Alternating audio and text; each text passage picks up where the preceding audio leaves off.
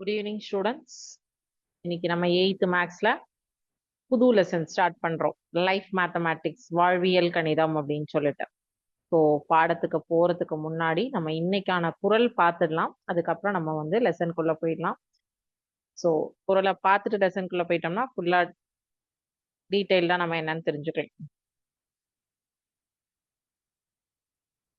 இன்சொலால் இன்பம் ஈன்றூற்றும் அன்சொல் கண்டீம் நன்றும் சான்றோர் துணை. இனிய சொற்கள் மகிழ்ச்சியை உண்டாக்கலாம், கடுமையான சொற்கள் நல்லது கிடையாது, சான்றோரின் நட்பை நாடுங்கள் அப்படின்னு வள்ளுவர் சொல்லியிருக்காரு. அதாவது இனிமையான சொற்களை பயன்படுத்தினால்தான் மற்றவர்களுடன் நல்ல உறவை வளர்த்து கொள்ள முடியும். கடுமையான சொற்களை உபயோகப்படுத்தினால் எப்பவுமே ஆப்போசிட்ல இருக்கிற பர்சனுக்கு கண்டிப்பா ஹர்ட் ஆக தான் செய்யும். நம்ம ஒருத்தங்களை ஹர்ட் பண்ற மாதிரி ஏன் நம்ம வந்து யார வந்து ஒண்ணு ஃபீல் பண்ணி அழுவோம், இல்லைன்னா கோவப்படுவோம். ரீசன் அவங்க வந்து நம்மள கடுமையா பேசுறாங்க. அதே இனிமையா வந்து உங்கள்கிட்ட வந்து பேசினாங்க அப்படின்னா, ரொம்ப பாசமா சொன்னாங்கன்னா என்ன பண்ணுவீங்க? அவங்க சொல்ற வேலை கஷ்டமா இருந்தா கூட நீங்க செஞ்சு முடிப்பீங்க, செஞ்சு கொடுப்பீங்க. கரெக்டா? அதே வந்து உங்கள்ட்ட பேசக்கூடிய வார்த்தைகள் உபயோகப்படுத்தக்கூடிய சொற்கள் வந்து கடிமை கடுமையானதாகவோ அல்லது கடினமானதாகவோ இருந்தால் நம்ம என்ன பண்ண மாட்டோம்? ஒரு செகண்ட் யோசிப்போம். ஏன் அவங்க நம்மள வந்து திட்டுறாங்க? ஏன் அவங்க நம்மள வந்து வேண்டாத சொற்கள் யூஸ் பண்ணி பேசுறாங்க? நம்ம வந்து ஒண்ணு அவங்க கூட பேசுறத அவாய்ட் பண்ணணும், இல்லைன்னா ஒதுங்கணும், இல்லைன்னா அவங்க சொல்ற செயலை செய்யக்கூடாது. இது 3 தான் நம்ம மைண்ட்ல வரும் இல்லையா? சோ அப்போ எப்பவுமே இனிமையான சொற்களை பயன்படுத்தினா நம்மை சுற்றி நல்ல உறவுகளை நம்மால் வளர்த்து கொள்ள முடியும். சமூகத்திலும் நாம் சிறந்து விளங்க முடியும் என்பது இந்த குறளிலிருந்து நாம் கற்றுக்கொள்கிறோம். சோ சமூகத்துல நம்ம ஒரு நல்ல மனிதனா இருக்கணும்னா நம்மளுடைய பேச்சு வழக்கு, பேசக்கூடிய வார்த்தைகள் எல்லாமே அதுல வந்து மிகவும் முக்கியமான ஒரு பார்ட்டா வந்து அடங்கும். ஓகேங்களா? சோ இந்த குறள்ல இருந்து நம்ம என்ன தெரிஞ்சுக்கிறோம்? எப்பவுமே கடுமையான சொற்களை உபயோகப்படுத்துவதை தவிர்த்து விட்டு இனிமையான சொற்களை பயன்படுத்தி மற்றவர்களுடன் நல்ல உறவையும் வளர்த்து கொள்ள வேண்டும், சமூகத்திலும் நாம் சிறந்து விளங்க வேண்டும் அப்படிங்கிறத கத்துக்கிறோம் இந்த குறள்ல இருந்து. ஓகேவா? சரி. இப்போ இன்னைக்கு நம்ம பார்க்க போற பாடம் வந்து நியூ லெசன். உங்களுக்கு 3rd லெசன் வரைக்கும் பார்த்திருக்கோம் 8th ஸ்டாண்டர்ட் மேக்ஸ்ல. அல்ஜீப்ரா வரைக்கும். அல்ஜீப்ரா உடைய எம்சிக்யூ இன்னைக்கு எண்ட் ஆஃப் த செஷன்ல இருக்கு. ஸோ லாஸ்ட் கிளாஸ் தான் நம்ம அல்ஜீப்ரா முடிச்சோம். அதுல உங்களுக்கு கிராஃப் பார்ட் இருக்கு. அது அடுத்தது நம்ம குவார்டர்லி எக்ஸாம் முடிச்சுட்டு பார்த்துக்கலாம். ஸோ இன்னைக்கு வந்து அல்ஜீப்ராவுடைய 1 மார்க் கொஸ்டின்ஸ் வந்து நம்ம பார்த்துடலாம். சரிங்களா? சரி, okay. MCQ question end of the செஷன்ல பார்க்கலாம். அதுக்கு முன்னாடி இன்னைக்கு பார்க்க போற பாடம் இது வந்து பாத்தீங்கன்னா, இந்த பாடத்தினுடைய பேரே பாருங்க, வாழ்வியல் கணிதம், லைஃப் மேத்தமேட்டிக்ஸ் அப்படின்னு கொடுத்திருக்காங்க. லைஃப் மேத்தமேட்டிக்ஸ்னா என்ன? இப்ப நம்ம ஃபர்ஸ்ட் ஒரு 3 லெசன்ஸ் பார்த்தோம். நம்பர்ஸ் பார்த்தோம், மெஷர்மெண்ட்ஸ் பார்த்தோம். சோ அதுவுமே வாழ்க்கையில நம்ம டே டு டே லைஃப்ல அங்கங்க யூஸ் பண்றோம் தான், இல்லைன்னு சொல்லல. இப்போ நீங்க கேட்கலாம், நம்ம ஃபிராக்ஷன் நம்பர்ஸ், ரேஷனல் நம்பர்ஸ்லாம் எங்க யூஸ் பண்றோம்? எஸ், காலையில ஏஞ்சுக்கிறதுல இருந்து 1/2 லிட்டர் ஆயில், தேங்காய், தக்காளி, வெங்காயம் எல்லாமே வந்து நம்ம என்ன பண்றோம்? ஃபிராக்ஷன்ஸ், கிராம்ஸ், கிலோகிராம்ஸ், மில்லிகிராம்ஸ், இந்த மாதிரி லிட்டர்ஸ் எல்லாமே யூஸ் பண்ணி தான் வந்து நம்ம உபயோகப்படுத்துறோம். மெஷர்மெண்ட்ஸ் பார்த்தோம். மெஷர்மெண்ட்ஸ்ல இருந்து என்ன தெரிஞ்சுக்கிறோம்? நம்ம வீட்ல உபயோகிக்கக்கூடிய குக்கர்ல இருந்து மெஷர்மெண்ட் எவ்வளோ அரிசி வைக்க முடியும், சமைக்க முடியும், எல்லாத்துக்குமே நம்ம இதெல்லாமே வந்து வாழ்க்கையில அங்கங்க அல்ஜீப்ரா தான் நீங்க டே டு டே லைஃப் வந்து உங்களுடைய இந்த பில்டிங் கன்ஸ்ட்ரக்ஷன் ஒர்க்ஸ் அந்த மாதிரி இடத்துல எல்லாம் உபயோகப்படுத்துவாங்க. சோ இந்த லைஃப் மேத்தமேட்டிக்ஸ், வாழ்வியல் கணிதம் அப்படிங்கிறது பாத்தீங்கன்னா, profit loss, percentage, interest calculation. So profit loss அப்படிங்கிறது வந்து லாப நட்டம் அப்படின்னு சொல்லுவோம் இல்லையா? லாபம் நட்டம் அப்படிங்கிறது என்னன்னா, நம்ம வந்து ஒரு பொருளை வாங்கி சேல் பண்றோம் அப்படின்னா, நம்ம வாங்கின விலையை விட விற்கக்கூடிய விலை வந்து அதிகமாக இருந்தா லாபம். வாங்கின விலையை விட நம்ம விக்கிற விலை கம்மியா இருந்தா அது நஷ்டம். Profit and loss. சிம்பிளா ஒரே லைன். ஓகேவா? பர்சன்டேஜ் அப்படிங்கிறது வந்து உங்களுடைய எக்ஸாம் மார்க்ஸ் எடுத்துக்கோங்க. 500க்கு 450 மார்க் எடுத்திருக்காங்க. 500 அவுட் ஆஃப் 450 அப்படின்னா எவ்வளவு பர்சன்டேஜ் அப்படின்னு சொல்லுவோம், கேட்போம். ஸோ 90% நான் சொல்றேன். எனக்கு பர்சன்டேஜ் கால்குலேஷன் தெரியும், அதனால நான் சொல்றேன். பட் உங்களுக்கு வந்து இப்போ நீங்க அந்த எப்படி இது இவ்ளோ பெர்சன்டேஜ்ன்னு சொன்னாங்க? பெர்சன்டேஜ் கால்குலேஷன் பண்றதுக்கு என்ன பண்ணுவோம்? என்ன ஃபார்முலா யூஸ் பண்ண போறோம்? அப்படிங்கிறது இங்க பார்க்க போறீங்க. Involving percentage and application of percentage அப்படிங்கிறத இங்க பார்த்து தெரிஞ்சுக்க போறீங்க இந்த பாடத்தின் மூலமாக. அப்புறம் profit, loss, overhead expenses, discount and GST. இந்த டிஸ்கவுண்ட் அண்ட் ஜிஎஸ்டி பார்ட் எல்லாம் பார்த்தீங்கன்னா, ஜிஎஸ்டி இப்ப நீங்க வந்து கடையில போயி சேவை வரி அப்படின்னு சொல்லுவாங்க இல்லையா? அது நம்ம வந்து கவர்மெண்ட்டுக்கு செலுத்தக்கூடிய ஒரு வரி. அந்த வரியை நீங்க வந்து இப்ப எந்த ஒரு பொருள் வாங்கினாலுமே பில் குடுக்குறாங்க அப்படின்னா, அங்க ஒரு ஒரு பொருட்களுக்கும் ஒரு ஒரு சேவை வரி 3%, 5%, 9%, 18% நம்ம வாங்கின அல்லது விற்ற பொருளினுடைய மதிப்பு இன்டு தட் பெர்சன்டேஜ் கால்குலேட் பண்ணி போடுறதத்தான் சேவை வரி ஜிஎஸ்டின்னு சொல்லுவாங்க. அப்புறம் காம்பவுண்ட் இன்ட்ரெஸ்ட், சிம்பிள் இன்ட்ரெஸ்ட் இதெல்லாமே வந்து பார்த்தீங்கன்னா, இப்போ உங்களுக்கு நீங்க கண்டிப்பா இந்த வருஷத்துல இருந்து தெரிஞ்சுக்கணும். பிகாஸ் பேங்க்ல போறோம், நம்ம பேங்க் டிரான்சாக்ஷன்ஸ் பண்றோம், செல்லான் ஃபில் பண்ண தெரியணும். பேங்க்ல போனா ஒரு ஃபார்ம் ஃபில் பண்ண தெரியணும். நம்ம ஒரு அமௌண்ட்ட டெபாசிட் பண்றோம். டெபாசிட் அப்படின்னா சேமித்து வைக்கிறதுக்காக அங்க கொண்டு போய் சேர்க்கிறது பேங்க்ல. சோ ஒரு அமௌண்ட்ட நம்ம போடுறோம். அந்த அமௌண்ட் வந்து 1 மாசம் இருந்தா என்ன ரிட்டர்ன் எனக்கு கிடைக்கும்? 2 மாசம் இருந்தா என்ன ரிட்டர்ன் கிடைக்கும்? 1 வருஷம் இருந்தா எனக்கு இப்ப நான் இன்னைக்கு ரூ. 1000 இந்த மாசம் என்னது தேதி? செப்டம்பர் மாசம் 12ஆம் தேதி ரூ. 1000 போடுறேன் என்னோட பேங்க் அக்கவுண்ட்ல. அப்படின்னா அடுத்த வருஷம் அக்டோபர் மாசம் இதே 12ஆம் தேதி நான் அந்த ரூ. 1000 ரிட்டர்ன் எடுக்கும்போது எனக்கு சேம் ₹1000 இருக்குமா? இல்ல தட் ₹1000 வந்து 1200 மாறுமா? 300 மாறுமா? அப்படிங்கிறது எனக்கு வந்து கால்குலேஷன் தெரியணும். அதெல்லாம் தான் நம்ம இந்த பாடத்துல நம்ம படிக்க போறோம். அப்புறம் ரீகால் டைரக்ட் அண்ட் இன்வெர்ஸ் ப்ரொபோர்ஷன்ஸ்ன்னு சொல்லியிருக்காங்க. நேர்விகிதம் மற்றும் எதிர்விகிதங்கள் 7ஆம் வகுப்புல படிச்சிருப்பீங்க. அத வந்து ரீகேப் பண்ண போறீங்க. அப்புறம் வந்து solve time and work problems. இந்த டைம் அண்ட் வேலை மற்றும் நேர கணக்குகள் வந்து சால்வ் பண்றதுக்கு படிக்க போறீங்க. சோ சதவீதம், லாபம், நட்டம் இதுல வந்து டிஸ்கவுண்ட் அப்படிங்கிறது நமக்கு எல்லாத்துக்கும் காமனா ஒரு விஷயம் தெரியும். ஆடி சேல் இப்ப தீபாவளி வருது. தீபாவளி ஆஃபர் அப்படின்னு சொல்லிட்டு போடுவாங்க. ஒரு ஷர்ட் வாங்கினா ஒரு ஷர்ட் ஃப்ரீ. இல்ல ₹1000க்கு 3 ஷர்ட். இல்லன்னா 50% டிஸ்கவுண்ட், 70% இப்ப பட்டாசு எல்லாரும் வாங்குவோமா? 90% டிஸ்கவுண்ட்ன்னு சொல்லியிருப்பாங்க பட்டாசுக்கு. அதாவது ரூ. 1000 பட்டாசு வந்து உங்களுக்கு ரூ. 10க்கு தராங்க, ரூ. 100க்கு தராங்க அப்படின்னு சொல்லியிருப்பாங்க. ரூ. 2500 பட்டாசு வந்து ரூ. 250க்கு குடுக்குறாங்க அப்படின்னு சொல்லியிருப்பாங்க. சோ 10% தான் நீங்க பே பண்ணணும்.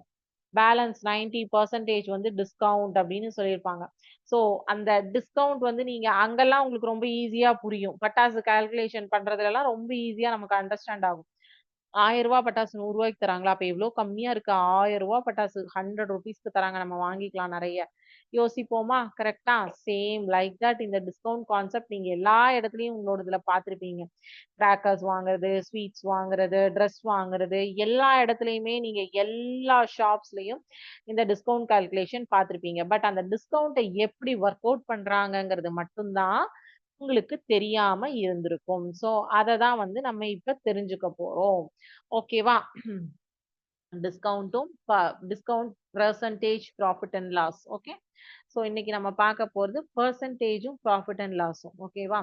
சதவீதம், லாபம், நட்டம் மற்றும் தனி வட்டி ஆகிய கருத்துக்களை நினைவு கூர்ந்து சதவீத கணக்குகள், லாப நட்டம், இதர செலவுகள், தள்ளுபடி, சரக்கு மற்றும் சேவை வரி உள்ளிட்ட சதவீத பயன்பாடுகள் கொண்ட கணக்குகளுக்கு தீர்வு காணுதல், கூட்டு வட்டியை பற்றி அறிதல், அமைப்புகள் மற்றும் சூத்திரங்களைக் கொண்டு எளிய கணக்குகளில் அவற்றை பயன்படுத்தி கூட்டு வட்டியை காணுதல், 2 ஆண்டுகள் மற்றும் 3 ஆண்டுகளுக்கு தனி வட்டி மற்றும் கூட்டு வட்டிகளுக்கு இடையே உள்ள வித்தியாசத்தை காணுதல், நேர் மற்றும் எதிர் வீதங்களை நினைவு கூறுதல், கலப்பு மாறல் பற்றி அறிதல் மற்றும் அதனை சார்ந்த கணக்குகளை செய்தல், நேரம் மற்றும் வேலை கணக்குகளுக்கு தீர்வு காணுதல். இதெல்லாம் வந்து நம்ம இன்னைக்கு இந்த பாடத்துல இன்னைக்கு இல்ல, இந்த பாடத்துல நம்ம படிக்க போறோம். சோ இன்னைக்கு நம்ம பார்க்க போறது வந்து ஜஸ்ட் வந்து ஒரு பெர்சன்டேஜ் ப்ராப்ளம். எப்படி வந்து நம்ம பெர்சன்டேஜ கால்குலேட் பண்ணுவாங்க அப்படிங்கறத தான் நம்ம இங்க தெரிஞ்சுக்க போறோம். கணக்குகளில் வந்து சதவீதத்தின் பயன்பாடு எந்த அளவுக்கு உபயோகப்படுகிறது. ஒரு கணக்கு சதவீதம் அப்படிங்கிறது வந்து 100க்கு அல்லது 100ல அப்படிங்கிறத தான் நம்ம வந்து எடுத்துப்போம். ஸோ எக்ஸ் பெர்சன்டேஜ் அப்படிங்கிறது x percentage that x divided by 100. எப்பவுமே ஒண்ணு ஞாபகம் வச்சுக்கோங்க, சதவீதம்னாலே the number divided by 100 அப்படிங்கிறது தான் பின்ன வடிவில தான் இருக்கும். அது ஒரு fraction தான். இத சதவீதம் அப்படிங்கிற என்ற குறியீட்டால் தான் குறிப்போம். ஸோ இப்ப 600ல் எக்ஸ் சதவீதம் என்பது 450. இப்ப 500ல 450, 600ல 450 சொல்லியிருக்காங்க. நான் 500ல 450 சொல்லியிருக்கேன். எவ்வளவு பெர்சன்டேஜ் வாங்கியிருக்காங்கங்கிறது தெரியணும்னு சொல்லியிருக்கோம் இல்லையா? சோ இப்ப பாத்தீங்கன்னா 500க்கு 450 மதிப்பெண்கள் வாங்கியிருக்காங்க அப்படின்னா, எத்தனை பெர்சன்டேஜ் அது அப்படிங்கிறதா நம்மளுடைய கேள்வி இல்லையா?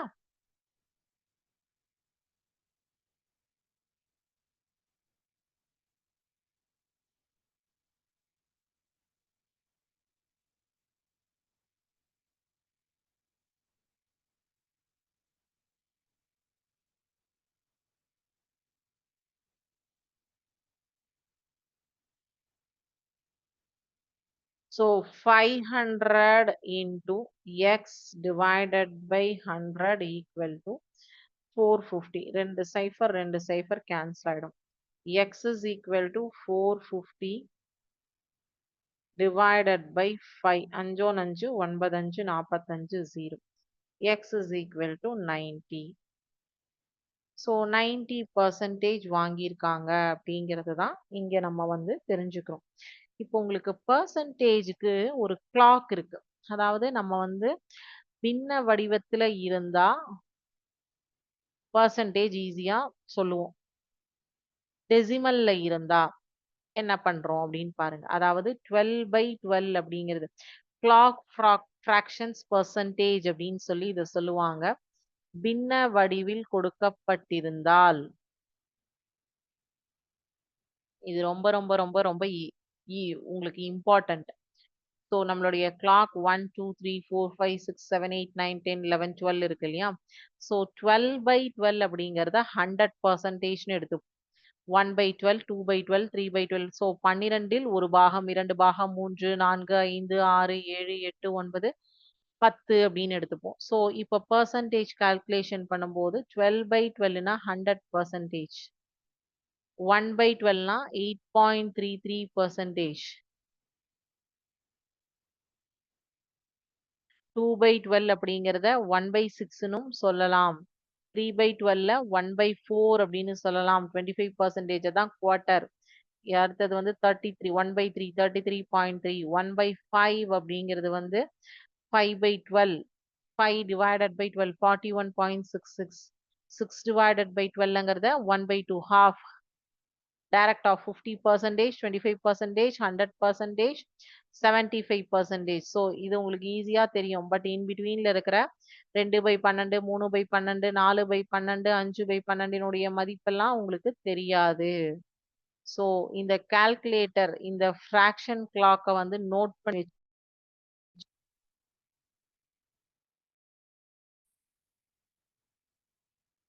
இந்த ஃபிராக்ஷன் கிளாக்கை நோட் பண்ணி வச்சுக்கோங்க. இது ரொம்ப ரொம்ப ரொம்ப இம்பார்ட்டன்ட். உங்களுக்கு சம்ஸ் போடுற இடத்துல யூஸ் ஆகும்.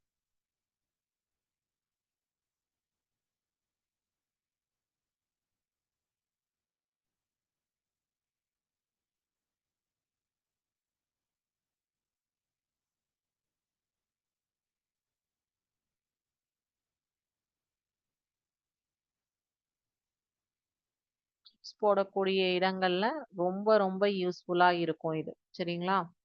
சரி. 80% of 2700 அப்படின்னு சொன்னா 80/100 into 2007. ஒரு நம்பரினுடைய பெர்சன்டேஜ் அப்படின்னு கொடுத்துட்டாங்கன்னா தட் நம்பர் டிவைட் எந்த நம்பரை எடுத்துக்க போறோமோ அதை வந்து கண்டு போடணும். எந்த எண்ணிற்கு பெர்சன்டேஜ் சதவீதம் கால்குலேட் பண்ணணுமோ அத நம்பர் இன்டு இதனுடைய நம்பர் டிவைடட் பை 100. ஸோ இங்க உங்களுக்கு பெர்சன்டேஜை ஃபர்ஸ்ட் கொடுத்துட்டு நம்பரை செகண்ட் கொடுத்துருக்காங்க. பிகாஸ் இன்புட் த பெர்சன்டேஜ் இந்த ஃபர்ஸ்ட் பாக்ஸ் அந்த நம்பர் இந்த செகண்ட் பாக்ஸ்னு அவங்க கொடுத்துட்டாங்க. ஸோ அதனால இன்புட்டை வந்து 80% பர்சன்டேஜை வந்து ஃபர்ஸ்ட் பாக்ஸ்லயும் நம்பரை செகண்ட் பாக்ஸ்லயும் போட்டிருக்கோம். அப்போ இதை நீங்க நார்மலா பண்ணும்போது 2700 இன்டூ 80 டிவைடட் பை 100 அப்படின்னு சொல்லிட்டு போட்டுப்பீங்க. ஓகேவா? வந்து 50% of 2350. நீங்க நம்பரை வந்து எப்படி வேணாலும் மாத்திக்கலாம். Number in that percentage value divided by 100 அப்படிங்கிறது தான் சதவீதத்தை கண்டறிவதற்கான ஃபார்முலா. ஓகேங்களா? சதவீதத்தின் பயன்பாடு, சதவீதத்தை கண்டுபிடிக்கிறதுக்கான formula the number into percentage number divided by 100 அப்படிங்கிறது தான் உங்களுக்கு சதவீதத்திற்கான ஃபார்முலா, பெர்சன்டேஜ்க்கான ஃபார்முலா. ஓகேவா?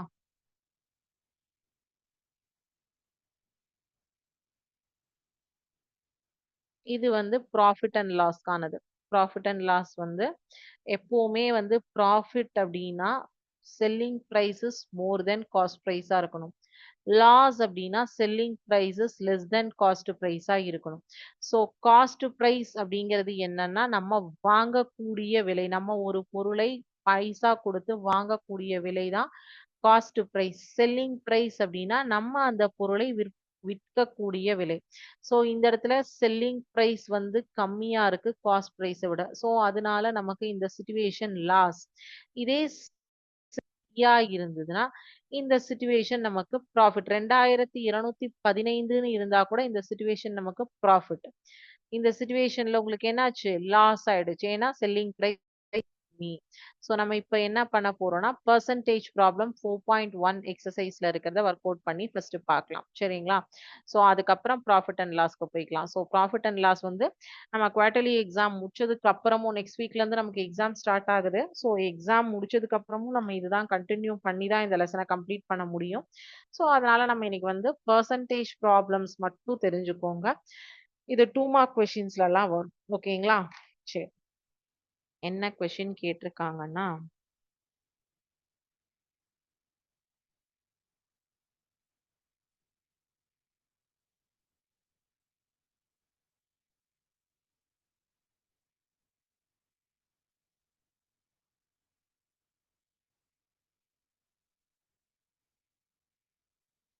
"48 is 32% of which number?" அப்படின்னு கேட்டிருக்காங்க.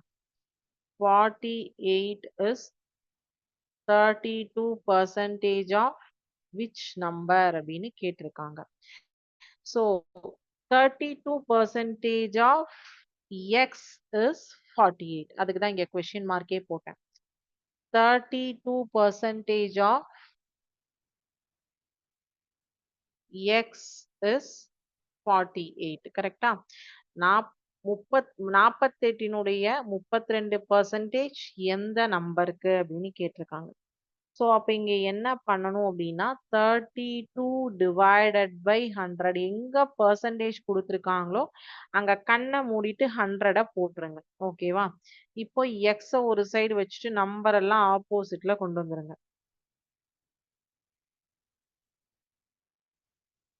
24 16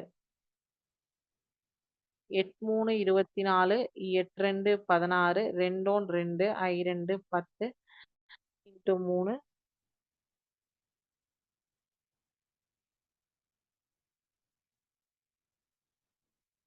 I 3 15 50 into 3 15. X is equal to 150. So required number என்ன அப்படின்னு பாத்தீங்கன்னா 150. 150னுடைய 32% தான் 48ன்னு சொல்றாங்க.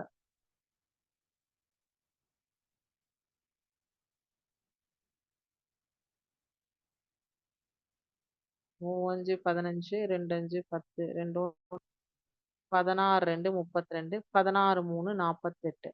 நம்ம போட்ட சம்ம ரிவர்ஸ்ல வந்து செக் பண்ணி பாக்குறேன். அதாவது இப்ப என்ன 150ன் 32% 48. 48ங்கிற நம்பர் எந்த எண்ணினுடைய 32% இருக்கும்ங்கிறது தான் கேள்வி கேட்டிருந்தாங்க. ஸோ அந்த நம்பர் 150ன்னு கண்டுபிடிச்சிட்டோம். பட் 150ஓட 32% தான் 48ஆன்னு தெரியணும் இல்லையா? ஸோ அதுக்கு தான் என்ன பண்ணேன்னா 150 இன்டு 32%னா 32/100. 0 0 கேன்சல் ஆயிடும். I3 15, I2 10, 2 2 16 2 32. 16 இன்டு 3 48. அப்போ அந்த நம்பர் எடுத்துக்கிட்டதும் கரெக்டான நம்பரா வந்துருச்சா? செக் பண்ணது கரெக்ட் தானா? Is it right? ஸோ இதுதான் உங்களுக்கு பெர்சன்டேஜ் சம்ஸ் அப்படின்னு சொல்றாங்க. இந்த பெர்சன்டேஜ் சம்ஸ் நம்ம குவார்ட்டர்லி எக்ஸாம் முடிச்சும் ஸோ இப்போ நம்ம என்ன பண்றோம்னா அல்ஜீப்ரால எம்சிக்யூ பார்க்குறோம். ஓகேங்களா? அல்ஜீப்ராவுடைய எம்சிக்யூவை இப்போ பார்த்துடலாம். ஓகே, 10 எம்சிக்யூஸ் இருக்கு. ஸோ ஆன்சர்ஸ் எடுத்துக்கோங்க, பேப்பர்ஸ் எடுத்துக்கோங்க ஆன்சர் எழுதுறதுக்கு.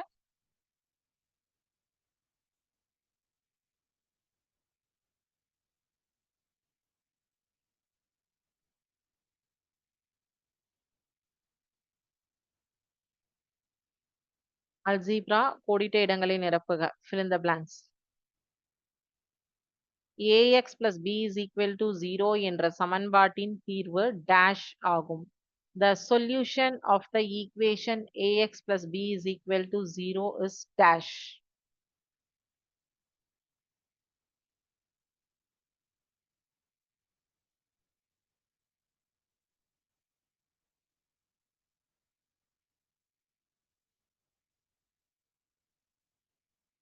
Question number 2.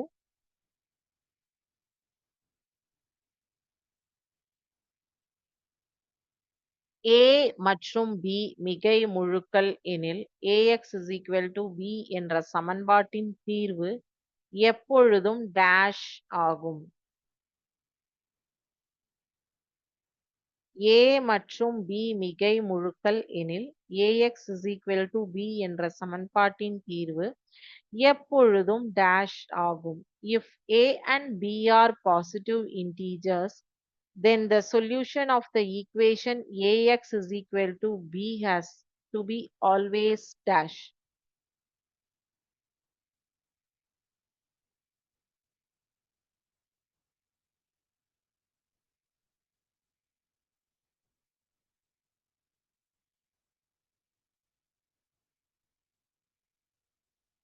Question number 3. இது எல்லாமே ஒர்க் அவுட் பண்ணி போடுற மாதிரி தான் இருக்கும் சம்ஸ் எல்லாமே. ஓர் எண்ணிலிருந்து அதன் ஆறில் ஒரு பங்கை கழித்தால் 25 கிடைக்கிறது எனில் அவ்வெண் dash ஆகும். ஒரு எண்ணிலிருந்து அதன் ஆறில் ஒரு பங்கை கழித்தால் 25 கிடைக்கிறது எனில் அவ்வெண் dash ஆகும். 1/6 of a number when subtracted from the number itself gives 25. The number is dash. 1/6 of a number when subtracted from the number itself gives 25. The number is dash.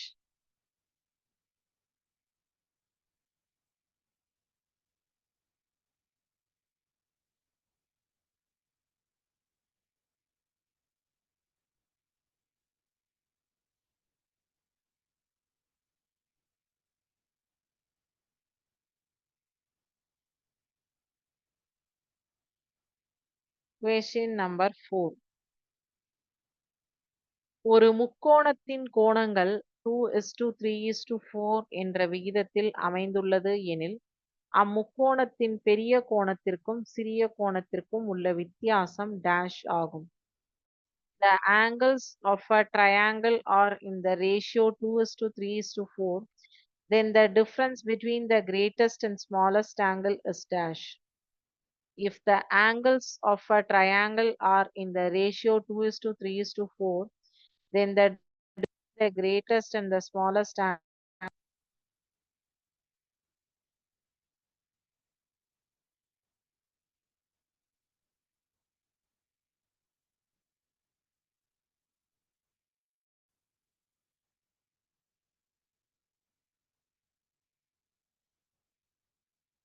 Question number 5. A plus B is equal to 23 என்ற சமன்பாட்டில் A win மதிப்பு 14 எனில் B இன் மதிப்பு dash ஆகும். In an equation A plus B is equal to 23, the value of A is 4, value of B is dash. In an equation A plus B is equal to 23, the value of A is 14, then the value of B is dash. பண்ணி போடுங்க.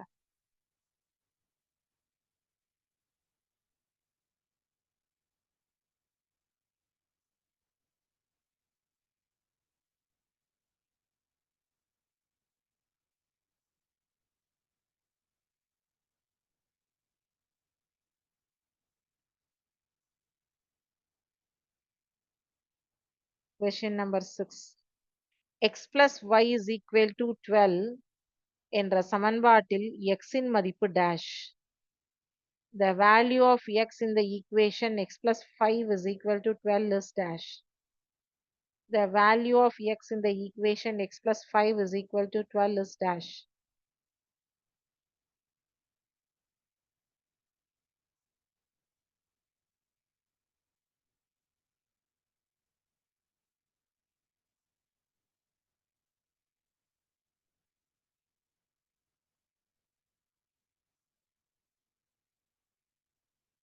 Question number 7. Y minus 9 is equal to minus 5 plus 7 என்ற சமன்பாட்டில் y இன் மதிப்பு dash ஆகும். The value of y in the equation y minus 9 equal to minus 5 plus 7 is dash. The value of y in the equation y minus 9 is equal to minus 5 plus 7 is dash. Question number 8. 8m is equal to 56 என்ற சமன்பாட்டில் m இன் மதிப்பு dash. The value of m in the equation 8m is equal to 56 is dash. The value of m in the equation 8m is equal to 56 is dash.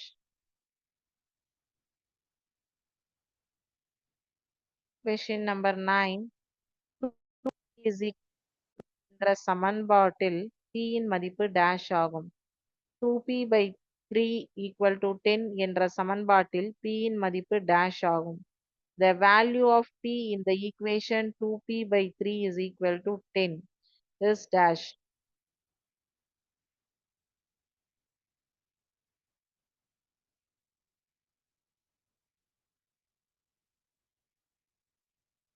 பத்தாவது கேள்வி. ஒரு மாறியில் அமைந்த ஒருபடி சமன்பாட்டிற்கு dash தீர்வு. ஒரு மாறியில் அமைந்த ஒருபடி சமன்பாட்டிற்கு dash தீர்வு மட்டுமே உண்டு. The linear equation in one variable has dash solution. The linear equation dash solution.